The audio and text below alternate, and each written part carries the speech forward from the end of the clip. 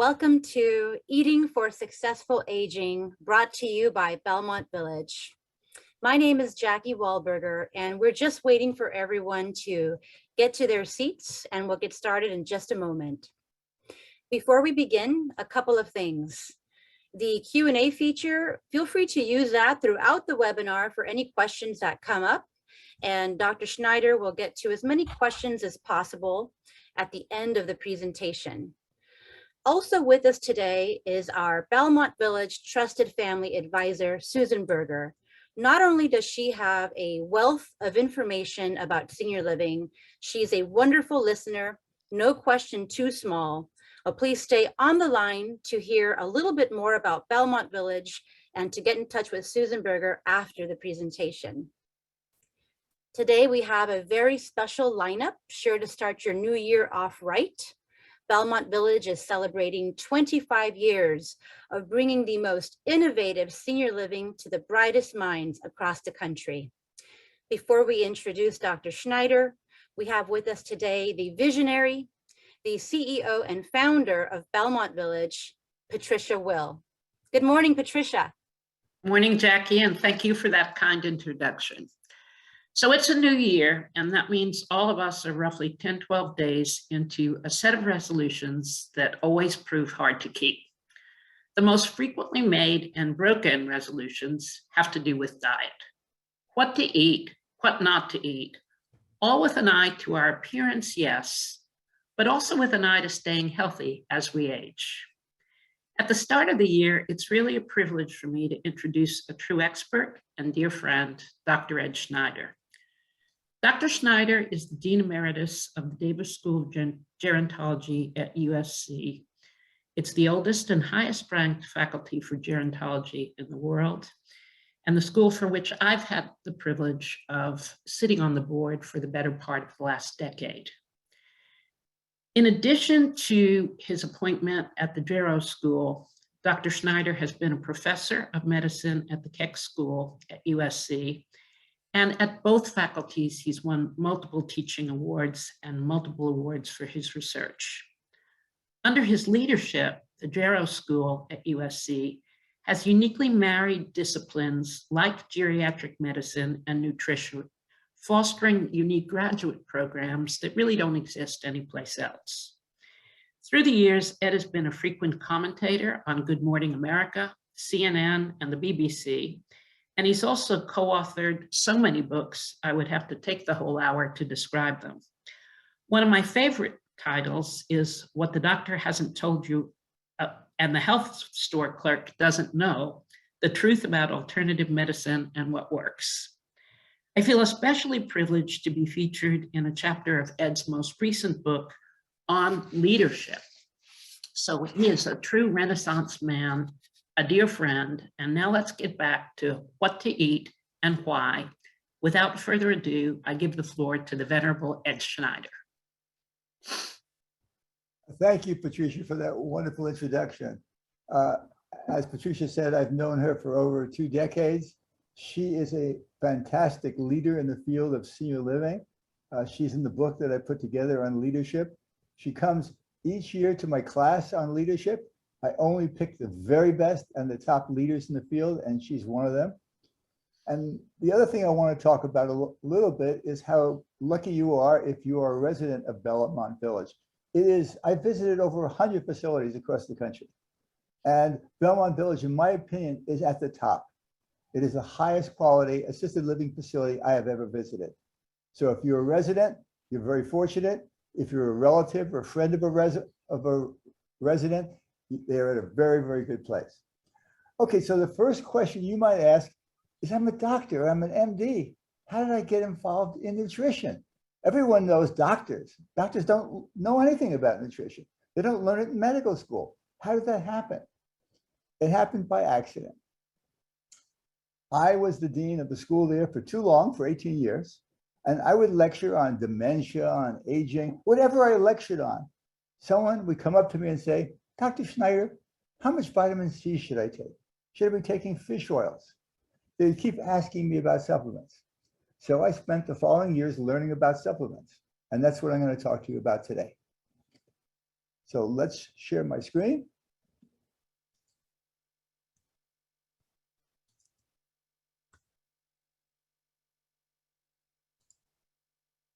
Can everybody see this? Great. Okay, so let's start. First of all, our knowledge base of nutrition today is a tiny fraction of what we'll eventually know. We know so little. Okay. The second important fact is, what is our knowledge based on? A lot of it is based on anecdotal evidence. What is that? My friend Frank takes vitamin C, he feels terrific. Therefore, vitamin C makes you feel terrific. That's anecdotal evidence. Then we have observational studies. We take a group of people like your residents, we find out what they're doing, and we observe them over several years, okay? What's the problem with observational studies? Let me take you to one. Let's go to an observational study in South Florida. And we would observe the people there, and we would conclude that people in South Florida are born Cuban and die Jewish, right? Okay, so the best study is a double-blind, randomized, placebo-controlled study. That's a mouthful. What does that mean? That means that we take groups of people like your residents, and we randomly divide them into two groups. One group gets the placebo, one group gets the pill we're looking at, and we do this in a double-blind way, which means the people who give out the pills don't know which pills are going to the placebo or the observational group, and the people who get the pills don't know if they're getting placebo or not. That's a double-blind, randomized, placebo-controlled study, and it's the best possible study of nutrition. Unfortunately, there are very few studies that are done that way. Advice in nutrition changes over time. When I was growing up, these were the advertisements that I saw. You want to be healthy? Smoke cigarettes and eat beef. The other thing that's important is that one size does not fit all. So the advice I give Patricia or the advice I give Mercedes is going to be different depending on their backgrounds and their genetics. We hope that someday there'll be personalized nutrition, because we know that people eating identical meals have different responses. So right now, there are very few people, very few doctors, very few centers that give personalized nutrition, but some in the next decade or two, that's going to be the only way to go. Okay, so let's stop for a second. Look at this list of supplements. Which ones do you take? Normally I'd have someone raise their hands, but my bet is that, Patricia, over 80% of your residents and 80% of their relatives and friends are taking at least one of these supplements. So let's look at them. Let's look at multivitamins. We have multivitamins for all ages. We have them for kids. We have them for pregnancy, and we have them for seniors. We have them mini, maxi, and mega. We have them to drink. We have them to chew. We have them as soap. We have multivitamins for dogs. We have them for reptiles. We have them for just about anything. We have a multivitamin. So what is it based on? What are multivitamins based on? Well, they contain 100% of the RDAs of many vitamins, some minerals, and what's ever hot today. But what is an RDA? Sounds impressive, doesn't it? It's the recommended daily allowance of the Food and Nutrition Board of the National Institutes of Health. Right? Are you impressed? You should be, because it is a very good group. But what's it based on? What's the RDA for vitamin C? It's about 100 milligrams. How did they determine 100 milligrams? Well, what they did is they took a group of medical students, which is an odd group to start with, and they saw how much vitamin C would prevent what? What, Patricia? Scurvy. I could read your lips. Scurvy. Scurvy, right. Well, I don't know how many cases, Patricia, you see of scurvy at Belmont Village. My bet is that you don't see any cases at Belmont Village, and we don't see any cases in Los Angeles or California or practically the United States. It's a disease of 18th century British sailors. It's not a disease we have to worry about, but that's what your multivitamin is made to do: prevent scurvy, rickets, beriberi, and pellagra, rare nutritional diseases that none of your residents and their friends and relatives will ever develop. Also, they contain iron, copper. I mean, unless you're a plumber, you don't need iron and copper, okay? They also contain vitamin A in the wrong form. In the form of retinol, we should get it in the form of beta carotene. They also contain very small amounts of calcium and vitamin D if you need that. For strong bones or to prevent fractures, which we'll talk about later, there's very small amounts of it. And there's not enough vitamin B12. We love vitamins. Americans adore vitamins. Why? Because it starts early in life. I have a kid who's a little hyperactive. I'm going to give him a pill for ADHD. My child acts a little depressed. We'll give him an antidepressant. So we start people on pills early in life. Also, people want to be healthy. Your residents, Patricia, want to protect themselves from oxidative damage. What does oxidative damage do? It can result in cancer and heart disease and diabetes. We don't want to have oxidative damage. We want to have antioxidants. That's the magic word. We want to get as much antioxidants as possible. They've also been promoted to stop or reverse aging. So let's get our antioxidants. Where are we going to get them? From beta carotene. That started about 25 years ago. People took so much beta carotene that many of them actually turned orange. We can get it from vitamin C. I used to debate Linus Pauling. He was suggesting you have 20,000 units of vitamin C a day. I thought since vitamin C is an acid, ascorbic acid, that wasn't a terribly good idea. So I wrote to Linus and he wrote me back saying, Ed, I have 2 Nobel Prizes. How many do you have? And I lost that argument, obviously. But it was too much, vitamin C. Vitamin E, another promotion. Lycopene, more recently. And now we have the real exciting ones. We have resveratrol, which I'm going to talk about, and even acai berry juice, all kinds of antioxidants that I promoted on television. Okay, so what about if you're vigorously exercising? You're doing extremely exercise. Then you need your antioxidants, right? Wrong. When you exercise like this, you generate lots and lots of your own antioxidants. You don't need supplemental antioxidants. So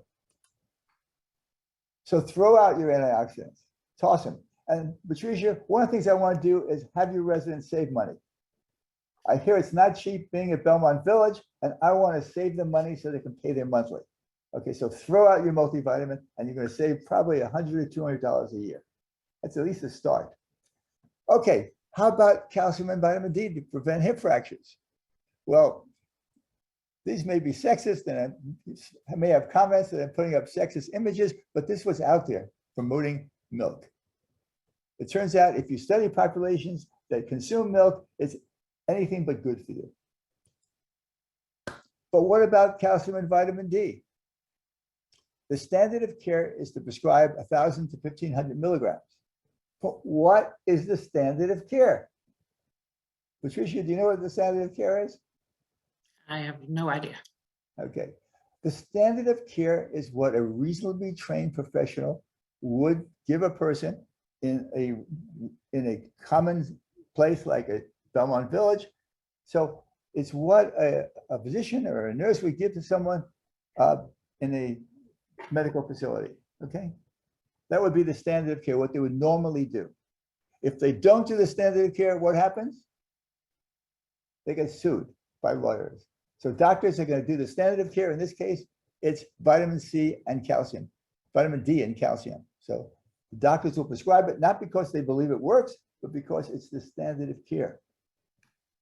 Calcium does increase bone mass, and vitamin D assists in calcium absorption. But the important thing that your residents want and their friends want is to protect people from hip fractures. Who cares about whether your bones are big or small? What you care about is you are not at risk for having a hip fracture. because that's a deadly disease for an older man or woman. More deadly than many cancers. So neither of them, vitamin D or calcium, has been ever shown to reduce the risk of hip fracture. And that's the key. And calcium does increase your risk, supplemental calcium, increase your risk of heart disease and heart disease events. Vitamin D deficiency is the #1 deficiency in the US. So if you live, or Patricia, you have a facility above the 40th percentile latitude, then you're at risk. That's Boston, Seattle, Chicago, Detroit. You don't have a facility in Tokyo or Beijing, but they're all above the 50th degree of latitude. During the winter, people who live there develop vitamin D deficiency because they can't develop vitamin D, produce vitamin D through their skin. What happens is the rays of the sun hit your skin and you make vitamin D. These people don't make enough vitamin D. Furthermore, if you use sunscreen, because the doctor tells you you don't want to be out there in the sun without sunscreen, you're going to develop skin cancers. That blocks 95% of UV rays that produce vitamin D. And there's little danger of taking too much vitamin D. So if you don't go outside, if you're not outside a significant amount of the time, then you need to take a supplement of vitamin D, and you should take over 1,000 international units. And don't worry about toxicity. People who've taken by accident 1 million international units have done just fine. Okay, what about fish oils? That's the hot one right now. A double-blind randomized clinical study of fish oils indicates that they have no effect on heart disease or longevity. Okay. However, there are lots of observational studies that show that fish is good for you, and it tastes good. So I'm sure Patricia's facilities serve fish frequently. Eat as much fish as you can. It's really good for you. So which of these pills should you take? Vitamin B12? Nope. Vitamin C supplement? Nope. Vitamin E? Nope. Beta carotene? No, unless you want to be orange. Folic acid? Calcium? Maybe calcium if you're calcium deficient. But you don't need vitamin D in Southern California if you go outdoors a significant amount. Fish oil capsules? Really, you don't need that if you eat fish. And resveratrol, we're going to get to in a little while.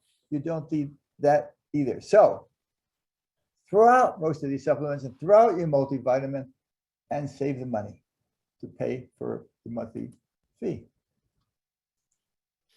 Okay, I've got to go back here. What about eggs? The jury is out on eggs, okay? In some ways, eggs are beneficial to you. They give you antioxidants that you wouldn't get normally that are good for you and good for your eyes. But of course, they have some cholesterol, but the cholesterol is not really a bad one. So the studies of eggs have not shown consistently shown either harm or benefit. The danger of eggs is what you eat them with. It's the bacon, the ham, the sausage, etc. It's not the eggs.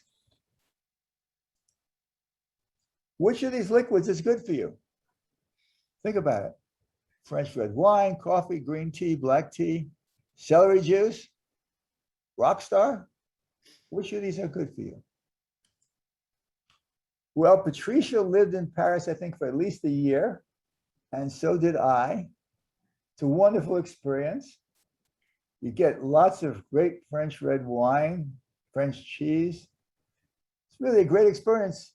But the one thing you notice, at least I noticed, I'm sure Patricia did, is that the French men really don't exercise a lot. And they smoke. So they shouldn't live very long, right? But the longevity of French men is fine, greater than the longevity of American men. Look at this. Remember this, Patricia? All these great dishes, the wine, the cheese, the sauces, everything else.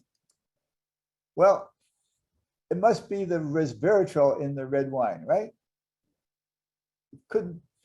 So in the skin of the red wine grape is resveratrol, an antioxidant. In fact, since it's in the skin of the red grape, it's also in red grape juice. So, and we found out it extends the lifespan of yeast, worms, fruit flies, fish, and mice. But what about humans? The dose of resveratrol given to the mice is equivalent to drinking 50 bottles of wine a day, which I do not advise. I know you can have a little wine with meals, but you know, you can't get carried away. So you're not going to get that resveratrol from food. But what about the alcohol? Maybe it's the alcohol. So here's a study of 300,000 participants for 8 years. What kind of a study is this? Is this a observational or double-blind randomized study? Placebo-controlled. Well, you cannot do a double-blind study on alcohol. You cannot do a placebo-controlled study. So the bottom line is an observational study, a huge observational study, and there was a somewhat decreased risk of death for light to moderate drinkers. Okay. Now, so I suggest when you have your wonderful meal at Belmont Village, it won't be a bad idea to have 1 glass of wine with that dinner. For women, more than 1 glass of wine puts them at risk for breast cancer. But that 1 glass of wine is fine, and obviously making it red wine would be even better. What about coffee? Is it a health food or a risky business? Coffee comes from a bean. It comes from a bean. It's got to be good, right? It has lots and lots of antioxidants, contains caffeine, which improves the cognitive function of people. But most importantly, it improves the social life of millions of people who go to Starbucks for their hit.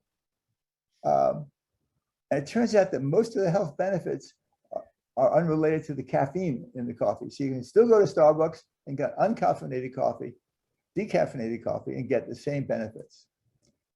Coffee lowers the risk of stroke, type 2 diabetes, Parkinson's disease. And that's interesting, Parkinson's disease. Why Parkinson's disease? It turns out there are only 2 things that we know that reduce the risk of Parkinson's disease.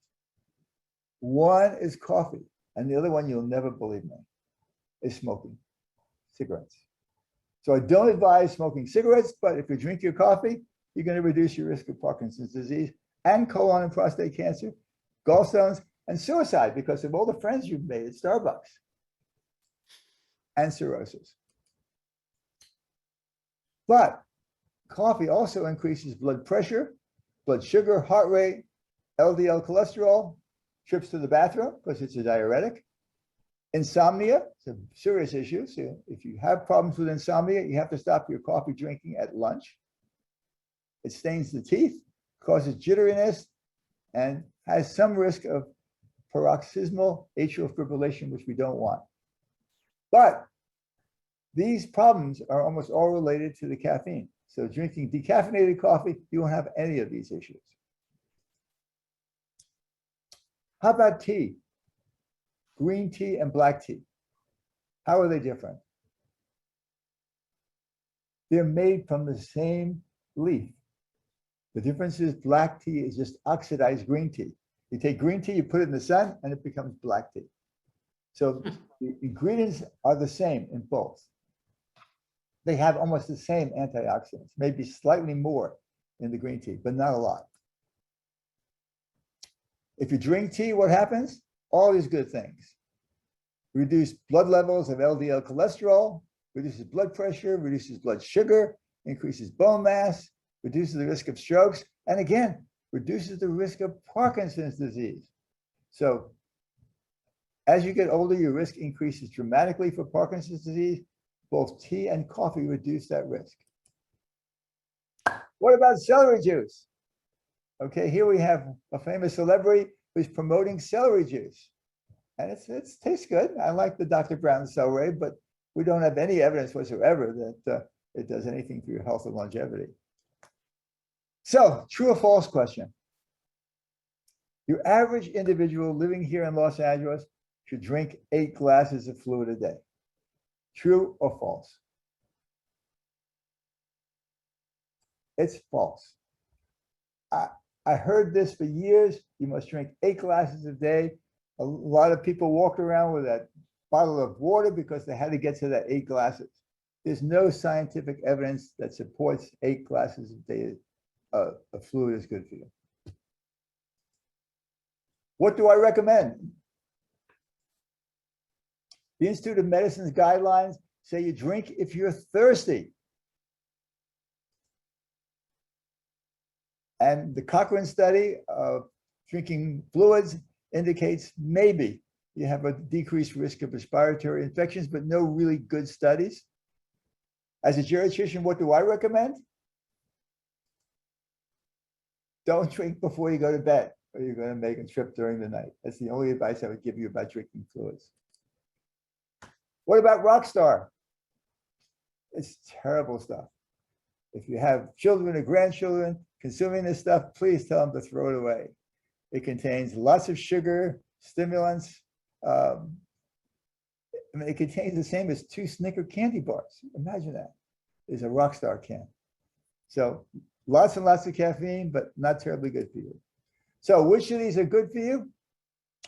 Almost all of them. I don't know about celery juice. I do know that Rockstar is not good for you. But drinking tea or coffee is fine. So, Patricia, I always like to give a disclaimer if I have a conflict of interest. It's only fair for your audience that if I have a conflict of interest with a product, that I do a disclaimer. So here's my disclaimer. I, Edward Schneider, have been a chocoholic for at least 50 years. I therefore have to really, when you consider my comments, you have to take that into consideration. Here is my fantasy. If I have a fantasy, this is it. What does chocolate do? How about it has antioxidants? It has nitric oxide. They're all good for you. It dilates your blood vessels, reduces your risk of heart attacks. That's good. It improves insulin sensitivity, reduces your risk of diabetes, reduces blood pressure, and inhibits the aggregation of platelets. These are things in your blood that when they come together form clots. So it prevents clot formation. Nuts are also good for you. So what's my health food, Patricia? I recommend that all your residents have 1 cluster of C's, dark chocolate covered almonds each day, maybe 2 clusters. What do nuts do? They contain monounsaturated fats and they lower LDL cholesterol. So nuts and chocolate are good for you. Put them together in a Mrs. C's dark chocolate covered almond. And of course, they taste great. So where should you get your good nutrition? At your grocery store. That's where your antioxidants are. Any vegetable that's yellow, red, orange, dark green is going to contain tons of antioxidants. This, I think, is good news for your residents. If you are 20 to 55, the BMI curve, the weight curve, and life expectancy, the sweet spot is under 25. That's what the National Institute of Health says. Stay under 25 if you want to live a long time and be healthy. But once you get past 55, that's me and you, Patricia, you just passed it, I think, a week or 2 ago, that curve shifts to the right. And now all of a sudden, your BMI is about 27.5. So those extra 10 pounds you put on over the last 30 or 40 or 50 years are helping your longevity. I love this graph because it is 60 years old. Who compiled this data? It's compiled with 1 million pieces of data. It's compiled by the life insurance company. So they're looking at longevity and weight, and they've been doing that for decades. So remember that. Putting on a few extra pounds of great food at Belmont Village is not going to hurt you. So if you're 55 or younger, you want to keep your BMI below 25. But once you get above that, 25 to 27 is the sweet spot and may increase your longevity. 27 and above, you start getting into problems. Okay, what should you eat? What food should you eat for the ideal antioxidants? You need to eat, and I'm going to go over these, the berries and other fruits. But what I want to point out in this slide is what's happened with evolution. Back thousands of years ago, you had wild berries, chokeberries. They were full of antioxidants. But as they got more and more refined, you lost the antioxidants. Carrots, original carrots were very, very small. They were tiny and they were purple, full of antioxidants. When they got to be orange, the ones you like to eat, they've lost over about 90% of their oxidants. Potatoes, these purple potatoes, lots of antioxidants. We bred them into beautifully white potatoes, very little antioxidants. So concluding thoughts on nutrition, today's best-selling vitamin supplement could be tomorrow's killer. Tomorrow we may know enough about nutrition to make recommendations based on good clinical studies. Thank you very much. So Ed, there are a number of questions that have come through and a number of additional questions that people asked prior to the webinar. So I'm going to begin by firing away with one that has to do with diets. We have a faculty member at USC, Walter Longo, who subscribes to intermittent fasting as a way of life. Why does he think this works? And for anybody else, do you think this is a good idea? I think it's wonderful if you're a rodent. If you're a mice or a rat, dietary restriction is going to increase your life and make you healthier. We don't have enough data yet on humans. We do know that obesity is bad, but I showed you the data on weight and longevity. So I would have a BMI below 25 if you're below age 50. But once you get past 50, I think a BMI of 26 or 27 is just fine. Okay. But I wouldn't do the intermittent fasting that Walter suggests. We don't have enough data on humans yet that would indicate that it would be successful. And it's difficult to do and to keep on. Okay.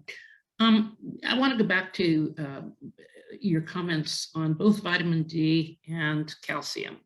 So for as long as I can remember, having not osteoporosis, but sort of on a scale, something close to osteopenia, it's been recommended to me that I take 1,200 milligrams of calcium a day. Sometimes I've adhered to that. Sometimes I haven't adhered to that. I go back for a test and it doesn't seem to make much of a difference. Talk to me about the constant prescription to postmenopausal women of massive doses of calcium and why it makes sense or doesn't. Okay, so osteoporosis and osteopenia are a huge problem for older women. Osteoporosis is when you have a bone density of below a certain number, and osteopenia is just above that. So you're on your way to osteoporosis. The best thing you can do to prevent osteoporosis is not through diet. Go to the workout area. I'm sure you have one at every one of your facilities, and exercise. Aerobic exercise and weight training are the best things you can do to prevent a fracture, to prevent a hip fracture. The data on calcium and vitamin D is not very good. We don't have any really solid evidence that calcium or vitamin D will prevent a hip fracture. So back to the issue of then, why does every doctor recommend it? Because they don't want to be sued, basically. It's a standard of care, and if they deviate from the standard of care and their patient falls and breaks their hip and runs to a lawyer because they weren't getting the calcium and vitamin D, the doctor's in trouble. Doctors do a lot of defensive medicine, and that is defensive medicine.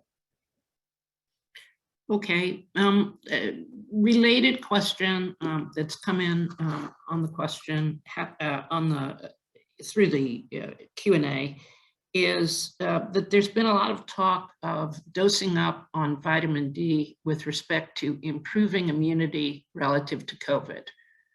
What is that about?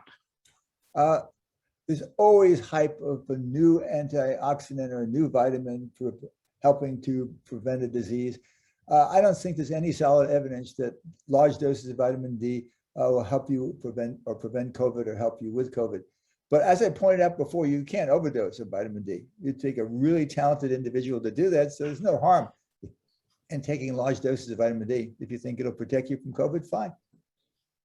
Okay, I mean, I so, can tell you, Patricia, that I would lecture like this and someone would come up to me and they say, Dr. Schneider, I'm taking X, vitamin X, and I feel absolutely terrific.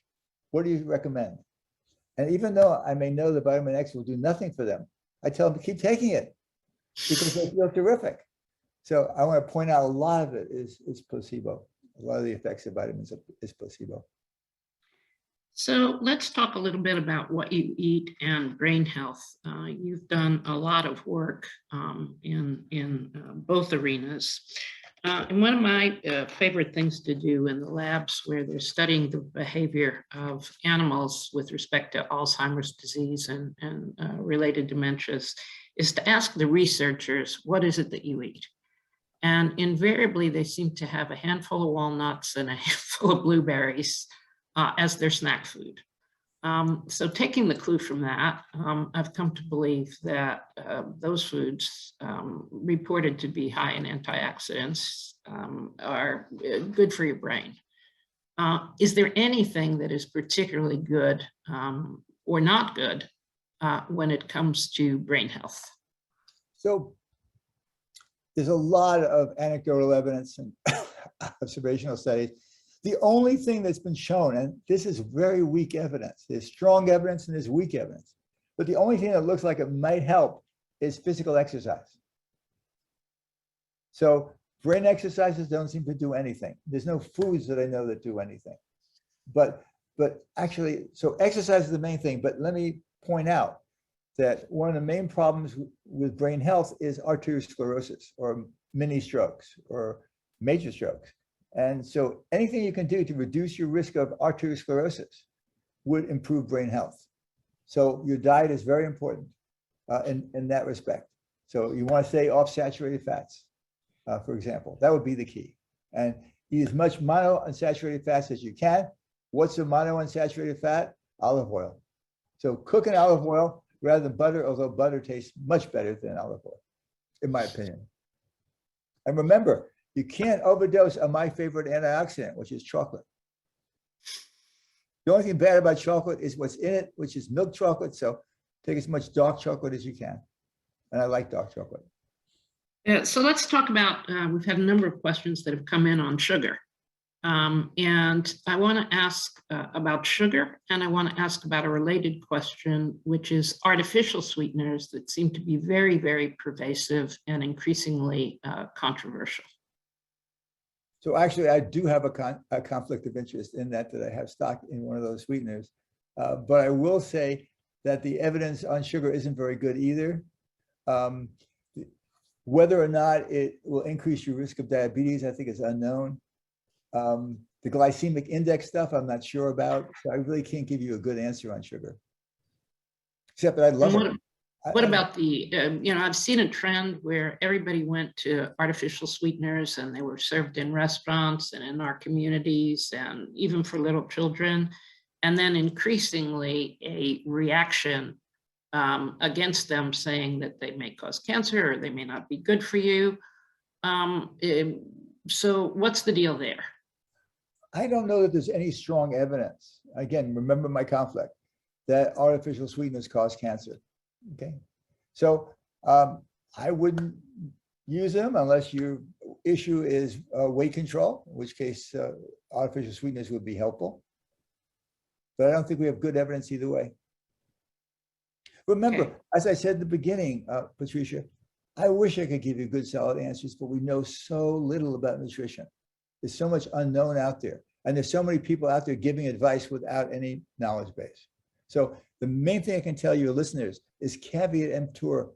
Be aware of people throwing out advice about nutrition who really don't have it based on any solid research. So something you said there at the beginning, Ed, really intrigues me. And you're kind of at the crossroads to the extent that you're engaged in so much high quality research, both at USC and across the country. How is personalized medicine, where we look at the genetic profile and then somehow try to relate that to nutrition, how is that going to be a game changer? And if I were to go to the doctor with a read on, say, 1,000 genes, not 23andMe, but a broader read, how might that change the advice that I would get in the years to come? It's not there today, I realize that, but what can we look forward to here? Okay, I'm going to answer your question in a second, but talking about sugar and food and in a diet, it just reminds me of a story I want to tell you. And that is, I visit facilities, like I visited Belmont Village, which is wonderful, but I've also visited nursing homes, which are the other extreme. And I eat the food. I ate the food there. And I ate the food on somebody who was on a pureed, sugar-free, salt-free diet. It was awful. And so I want to caution people not to get carried away.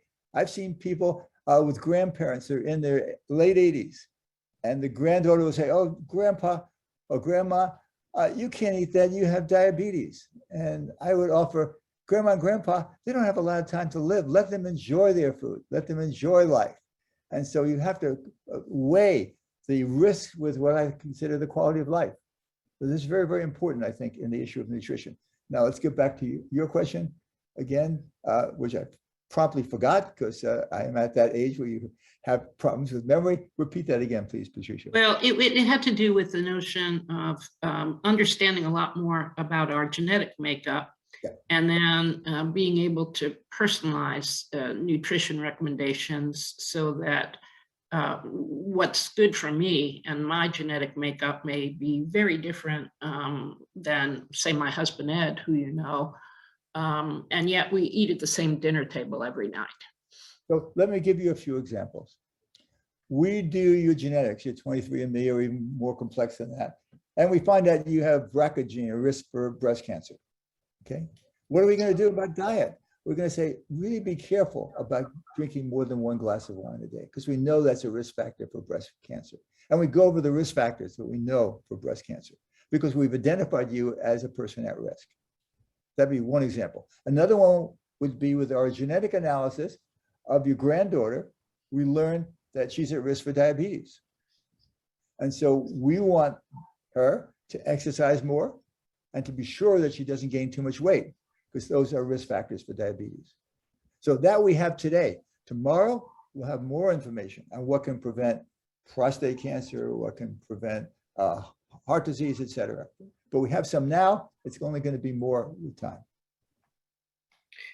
So you just mentioned in the first part of your answer here something that I think is terribly important, and it's a refrain where there seems to be a dividing line between people my age, who are generally the children of seniors who live with us, and the seniors themselves.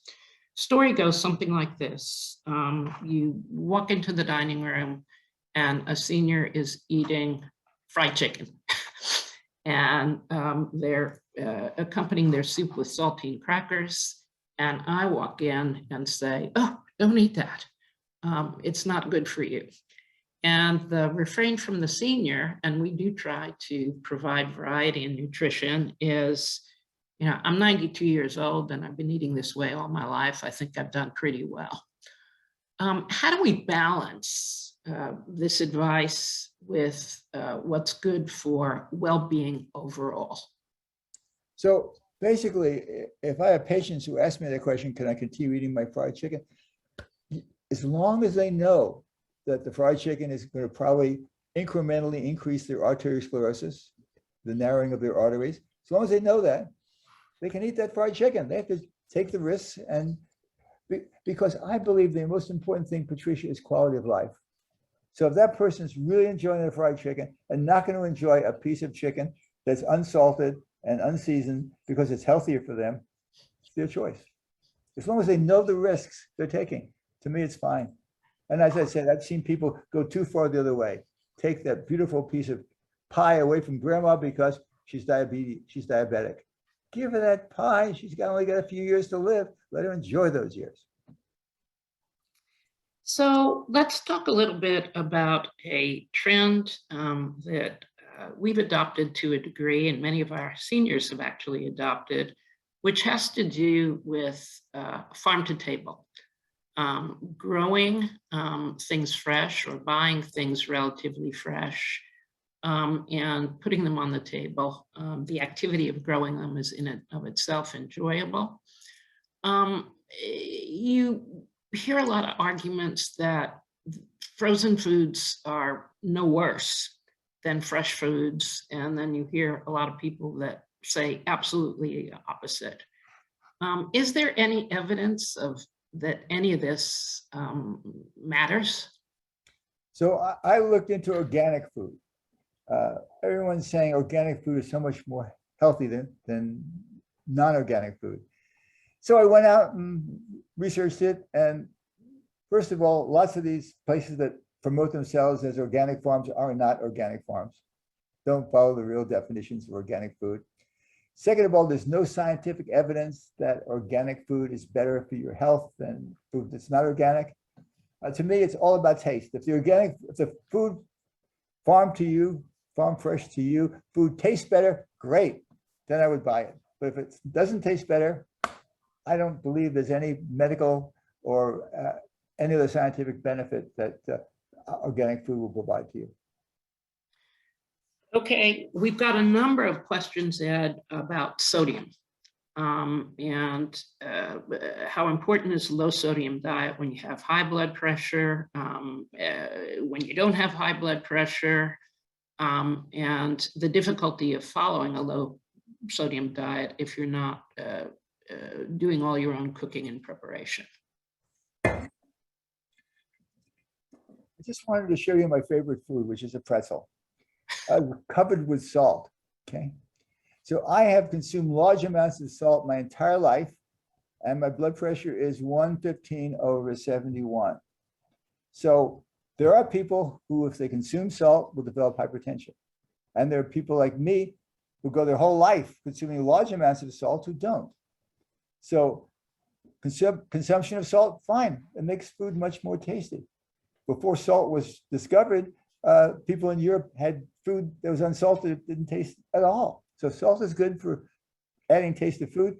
It does increase your blood pressure if you are at risk. The key thing is if you're at risk for hypertension, either genetically or have a high blood pressure, then you have to reduce your salt intake. But if not, follow Dr. Schneider's advice and have a pretzel, at least a pretzel a day. With your chocolate. I don't like chocolate covered pretzels, actually, Patricia, but they're both good. Okay, so we get to the beginning of the year, and right before the holidays, I was in the break room at our company, and people were sharing in all the nice foods that you get holiday time. And they talked about the diets that they were going to go on right after the first of the year. Top of the list was keto, which puzzles me a bit. But can you comment on diets in general, fad diets, different diets, and both why they work and don't work, but also whether they are sustainable? So I looked into diets, the Dr. Atkins diet, the keto diet, the Mediterranean diet.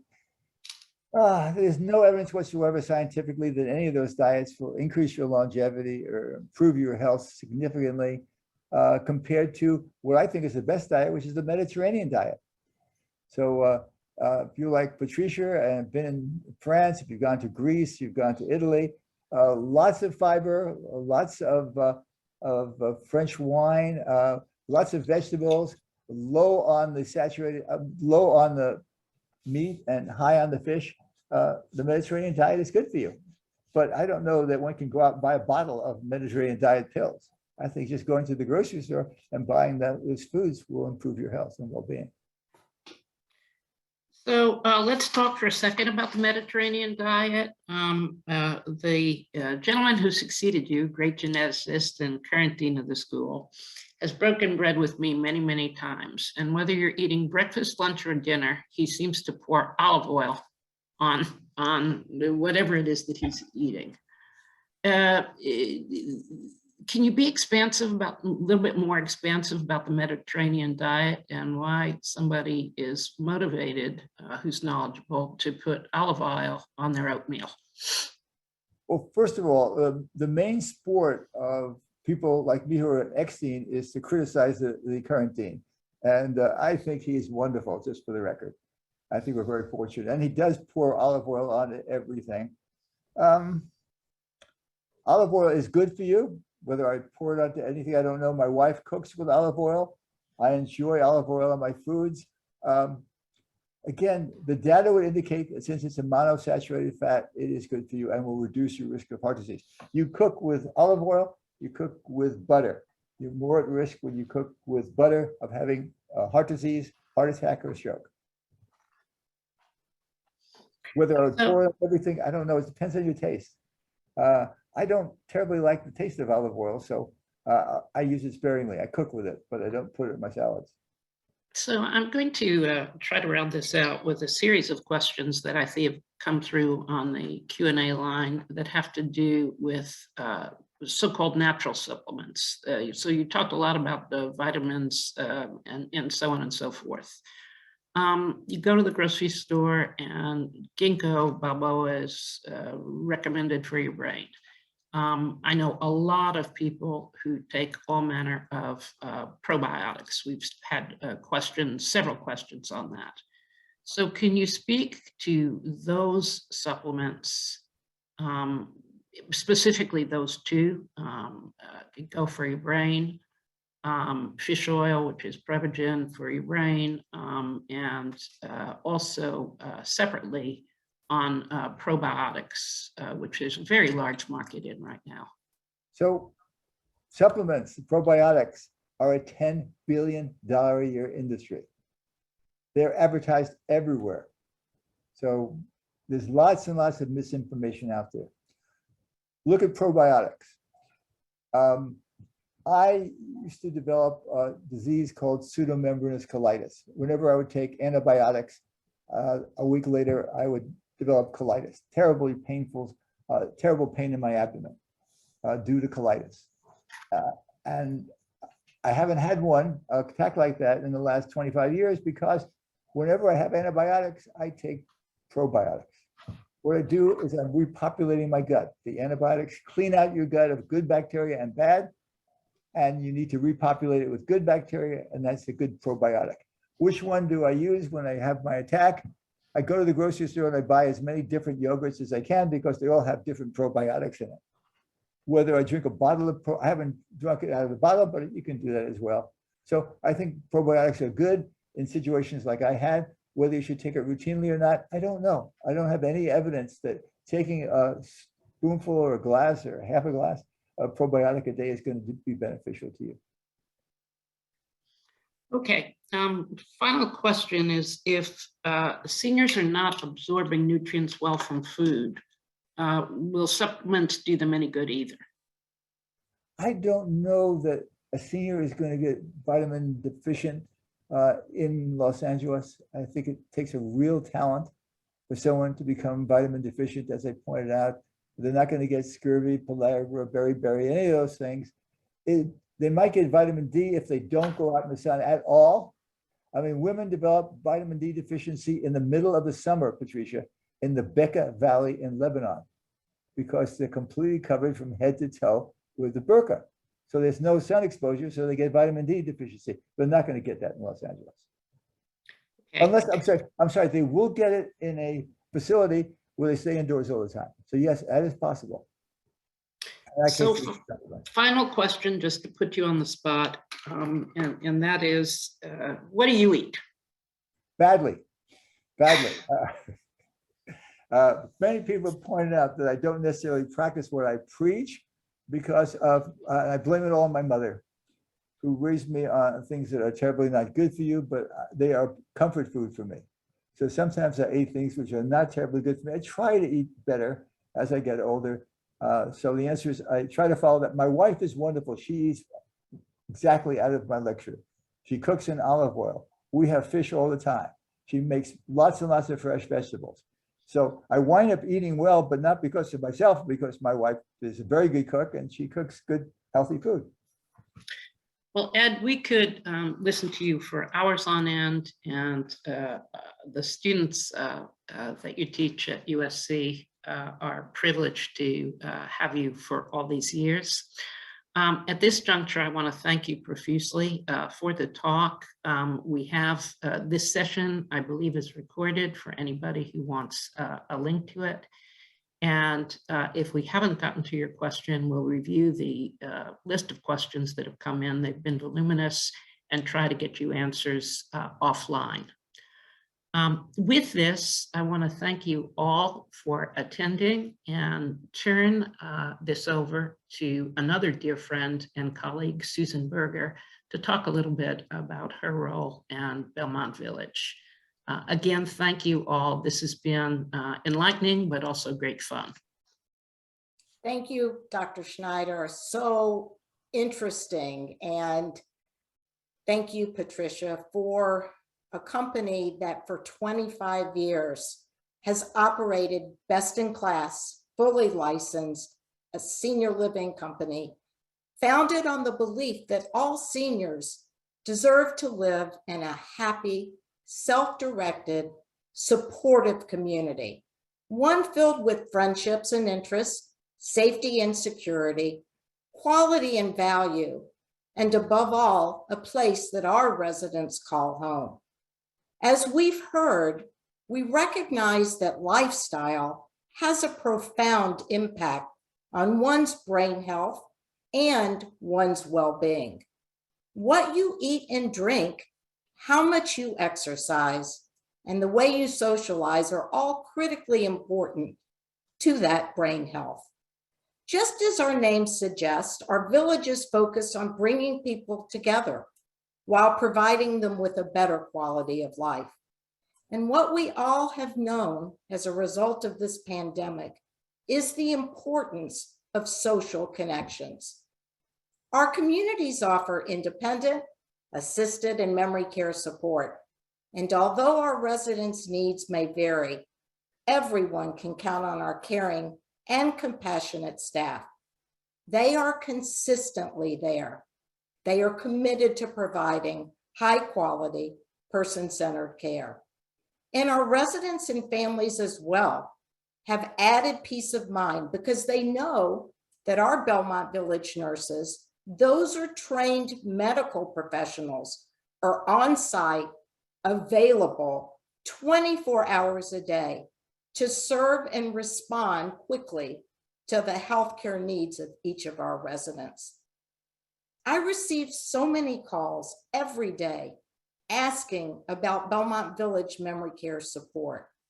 And for those experiencing cognitive impairment and early stage memory loss, we at Belmont Village provide a therapeutic whole brain fitness lifestyle.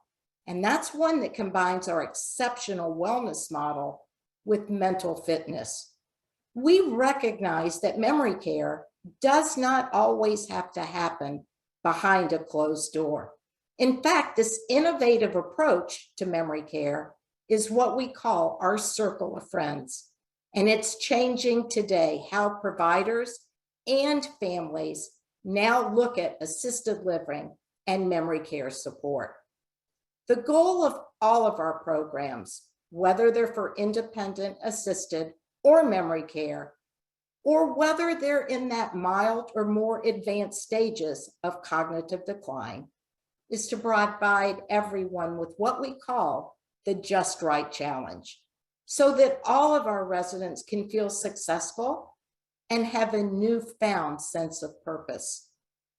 At Belmont Village, we strive to create a positive experience for all of our members, who we consider our residents, our families, and our employees.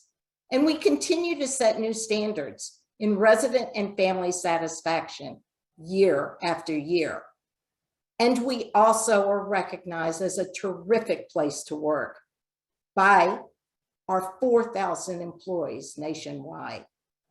So if you have questions specific to a Belmont Village near you, or you would like to learn more about our innovative approach to memory care, I hope that you will give me a call or send me a text. My name is Susan Berger, and I am a trusted family advisor.